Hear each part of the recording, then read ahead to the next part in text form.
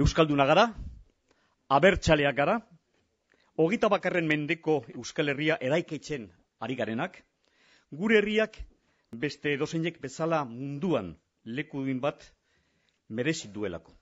Hortan eman zuten, zeukaten guztia, bizia bera, gure arbasoek, eta hortan alegindu behar dugu, geuk ere.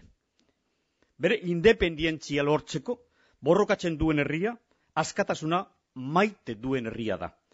Gure aurretik, borrokatu zutenak, ez zuten kartxela, arbestea, edo eriotza, jasan behar izan, 2 edo 3 transferentzia estatutario gehiago lortzeagatik. Euskadiren independentziaren alde borrokatu zuten. Euskadi, euskotarren aberria da, euskotarren aberri bakarra. Sentimenduak ez dira sartzen, eta inork ezin izango digu esan, espainolak edo frantsesak garela, guk ez nahi pat dugu.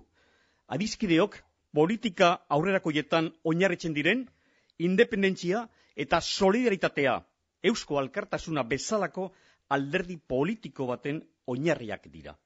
Azken finean, ez dago independentzia politikorik, aurrerapen sozialik gabe. Ezin da lortu herritarren askatasuna eskubide soziala indartu gabe.